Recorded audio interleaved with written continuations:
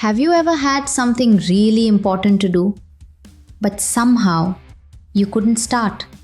You knew the deadline was coming. You knew the task mattered. You knew you would feel better if you finished it. But instead, you cleaned your room, checked your phone, watched YouTube, made yourself a snack, replied to messages, and suddenly 3 hours were gone. Then the guilt arrived. You looked at the clock and thought, why did I waste so much time? I knew I had to do this. Why can't I just get started? And then you made yourself a promise. Tomorrow I'll be productive. But tomorrow came, and somehow the same thing happened again. If you've experienced this, you might think you're lazy. Maybe you think you lack discipline. Maybe you believe you're just not motivated enough. But here's the truth. Procrastination is usually not about laziness. It's about emotion. Your brain isn't always trying to avoid work. Sometimes it's trying to avoid how the work makes you feel. Think about a difficult task. Maybe it's studying for an exam, starting a business, writing an important report, making a difficult phone call, going to the gym, or working on something you've been dreaming about for years.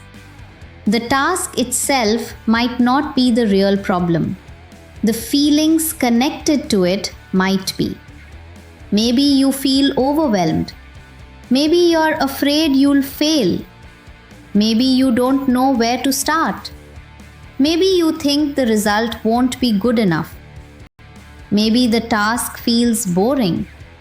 Or maybe you simply don't want to experience the discomfort that comes with doing something difficult. So your brain looks for an escape. And that's when procrastination begins. You tell yourself, I'll do it later. Just 5 minutes on your phone won't hurt. One episode won't matter. I'll start after lunch. I'll start tonight. I'll start tomorrow. And in that moment, you feel better. That's the important part. Procrastination gives you an immediate emotional reward. The moment you decide not to do the difficult thing, your stress goes down. You feel relief. Your brain learns avoiding this task makes me feel better. And that's dangerous. Because now, the next time you see that task, your brain remembers the relief. So you avoid it again and again and again. This creates a cycle. Task, discomfort, avoidance, relief. More avoidance. And eventually, the task becomes even more frightening. Because now, you've been thinking about it for days. The deadline is getting closer. The pressure is increasing. And the task feels bigger than it actually is. This is one of the reasons procrastination is so powerful. It doesn't just delay the task. It increases the emotional pressure around the task. Imagine you have to write a report. On Monday, it feels manageable. You think, I have plenty of time. On Tuesday, you still have time. On Wednesday, you start feeling uncomfortable. By Thursday, you realize the deadline is close. Now the task feels huge. And suddenly, you're working under panic. You stay up late. You rush. You feel stressed. And you promise yourself, never again. But a few weeks later, the same thing happens. Why? Because you tried to solve procrastination with pressure. And pressure is not the same as discipline. So, how do you actually break the cycle? The first step is to stop waiting for motivation. This is one of the biggest lies we tell ourselves. We think, I'll start when I feel motivated. But motivation usually comes after action, not before it. Think about going to the gym. You don't always feel motivated before you leave. But once you're there, you start moving.